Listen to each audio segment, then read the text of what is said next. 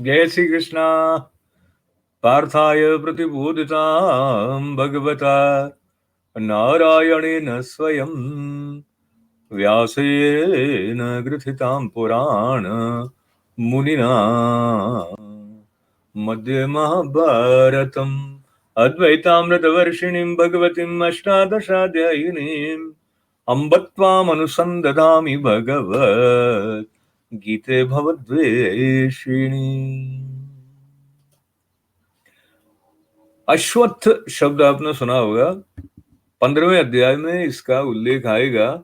वहां वो संसार की कल्पना उल्टे वृक्ष की तरह की गई है, ऐसी बात बताएंगे। वृक्ष हमारे जीवन में बहुत महत्वपूर्ण कई रूपों में है। जीवन के सर्वश्रेष्ठ प्रतीक के रूप में भी वृक्ष हैं, ऐसा संत बताते हैं। जो जड़ों से अपने आप को पोषित करने के लिए जो आधार जिसके साथ वो जुड़े हुए हैं, वहां से रस सिंचन करते हैं और फिर अपनी शाखाएं फैलाते हैं ताकि आने जाने वाले को छाया मिल सके। हम अपनी संस्कृति जिसमें कि अध्यात्म संपदा है, उस उर्वरा से अपने जीवन को, चिंतन को, मनन को यदि सिंचित करते हैं तो हमारे व्यक्तित्व में, हमारे स्वयं के लिए भी और जिन जिन के संपर्क में हम आते हैं उनके लिए भी एक प्रकार की शांति प्रदायक छाया प्रकट हो जाती है। ऐसा हमने कई संतों की सन्निधि में महसूस भी किया है। कई बार प्रश्न ऐसे आते हैं कि हमें समझ में नहीं आता है कि सही है क्या मेरा जो कर्तव्य है। उस तरह की स्थिति से जूझते हुए अर्जुन को जब दूसरे अध्याय में, आज हम छठे अध्याय की जो बात करेंगे उससे इसको जोड़कर देखने का प्रयास करेंगे। दूसरे अध्याय के 31वें श्लोक में उन्होंने कहा, स्वधर्ममपि चावीक्ष्य न विकम्पितुमर्हसि धर्म्याद्रि युद्धाच्छेय अंत्यक्षत्रिस्य न विद्यते। उच्चारण में थोड़ी त्रुटि के लिए क्षमा चाहते हुए इसके अर्थ में एक बात जो बताई गई है, विद्यारंजन चुनीलाल श्याम जी त्रिवेदी जी द्वारा गीताभ्यास कर्म योग में वो कह रहे हैं कि हे अर्जुन, क्षत्रिय के रूप में तेरे वर्णाश्रम धर्म के आधार पर भी ये युद्ध तेरे लिए स्वधर्म है, इसलिए तुझे भयभीत या डिगना नहीं है। क्षत्रियों के लिए धर्म युद्ध से अधिक श्रेयस्कर दूसरा कुछ भी नहीं है। इस प्रकार होने से तू अर्जुन केवल अस्थान पर उत्पन्न, अस्थान यानी जो सही स्थान नहीं वहां पर उत्पन्न होने वाली दया की भावना से विशेष उत्तम स्वधर्म से उत्पन्न होने वाला युद्ध कर। अब आगे उन्होंने और स्पष्ट कर दिया कि दया का जो भाव है वो बहुत उत्तम है, परंतु उससे विशेष स्वधर्म पालन है। तो अब देखिए, कभी कभी ऐसा हो सकता है आपको लगे कि मैं करुणा कर रहा हूँ, वो करुणा करना ठीक है कि नहीं, कौन से स्थान पर करुणा हो रही है, वो दया करना ठीक है कि नहीं, किसके प्रति दया कर रहे हैं। तो आपने स्पष्ट कर दिया, आपने कहा मतलब श्री कृष्ण भगवान ने, कि स्वधर्म पालन दया से भी विशेष उन्नति कारक है। तो वैसे तो दया धर्म है, लेकिन कहीं कहीं दया धर्म हो ऐसा आवश्यक नहीं भी है। इस बात को आपके साथ याद करने का जो कारण है उसको आप देखिए 9वें श्लोक के अर्थ में आपको मिलेगा। छठे अध्याय का 9वां श्लोक हमसे कहता है, सुरन मित्रारुदासीना मध्यस्थ द्वेष्य बंधुषु साधुष्वपि च पापेषु समबुद्धिरविशिष्यते। इसका अर्थ बताया, सुहृद, मित्र, वैरी, उदासीन, मध्यस्थ, द्वेष्य और बंधुगणों में, धर्मात्माओं में और पापियों में भी समान भाव रखने वाला अत्यंत श्रेष्ठ है। अब देखिए, हमें ऐसा लगे कि कितनी अव्यावहारिक बात कह रहे हैं। क्या कह रहे हैं कि चाहे जो हमारा स्वार्थ रहित हित करने वाला है या हमारा मित्र है, हमारा वैरी है या कि हमारे प्रति उदासीनता रखता है, या फिर ऐसा है कि साधुओं के मध्य में हम बैठ गए हों या पापियों के बीच में हों, उन सबके बीच में जो भाव हमारा है वो सम का रहे, ऐसा है तो वो श्रेष्ठता की बात है।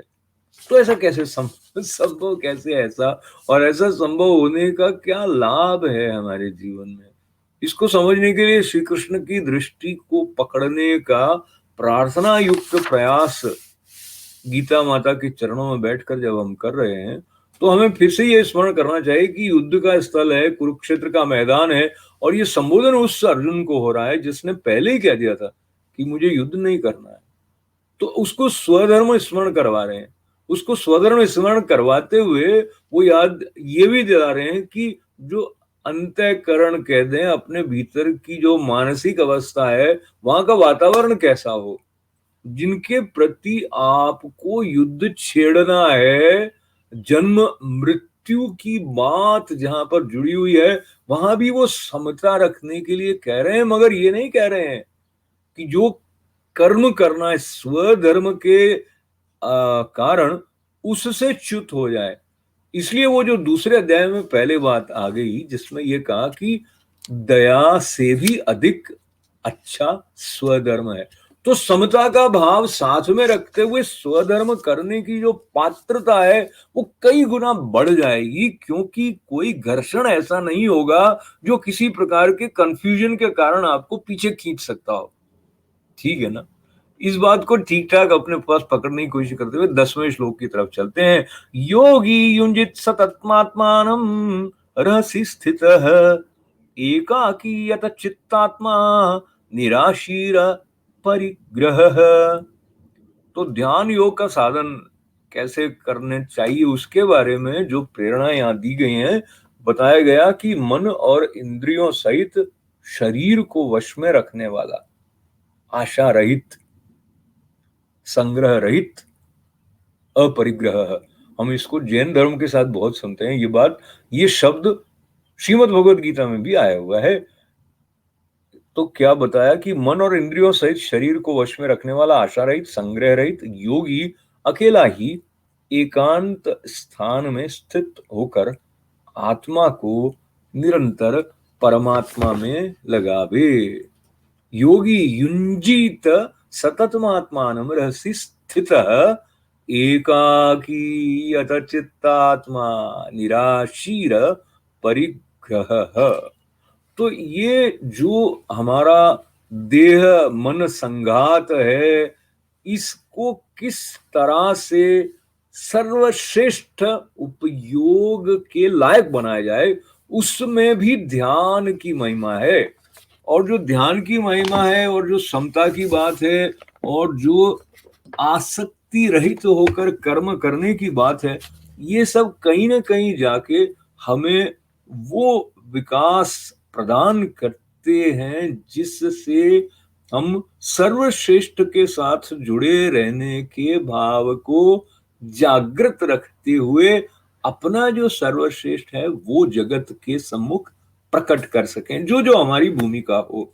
तो उसके लिए जो ध्यान योग का साधन है वो करने से भी हमारे भीतर की अशुद्धि हटने के साथ साथ वो सारे पर्दे, वो सारे अवरोध जिनको लेकर हमें अपने कर्तव्य की दृष्टि से आगे बढ़ने के पथ पर बाधा आ सकती है, वो ध्यान योग का साधन करने से दूर हो सकते हैं। और यहाँ पुनः यह बात आ गई कि मन और इंद्रियों, यत चित्तात्मा, मन और इंद्रियों को वश में रखते हुए कुछ संग्रह करना है मेरे व्यक्तिगत लाभ के लिए, ऐसा भाव जिसने नहीं रखा हुआ है, और अपने आप में रमण करने की जो उसकी पात्रता है, अपने भीतर के आनंद के साथ में तादात्म्य स्थापित करने की जो उसकी क्षमता है, वो कैसे बढ़ेगी, जागृत होगी।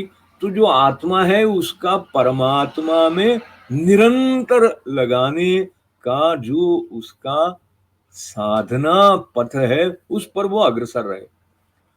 तो ये बात आपके साथ में बांटते हुए 9वें और 10वें श्लोक के आधार से 6ठे अध्याय के ये भी पुनः आपके साथ याद करूं कि जब हम पूजा संपन्न करते हैं तो क्षमा याचना करते हैं कि भाई हमसे कुछ भूल हो गई हो, त्रुटि हो गई हो, तो परमात्मा उसको पूरा करें। तो यहाँ तो त्रुटि त्रुटि है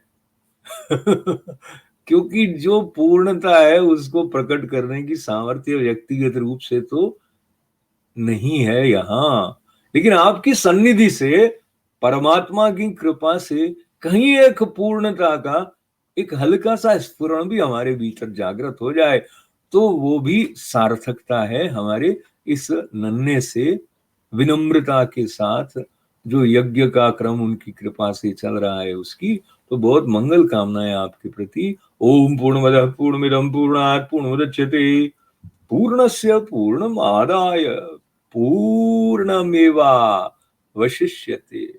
ओम शांति शांति शांति। जय श्री कृष्ण।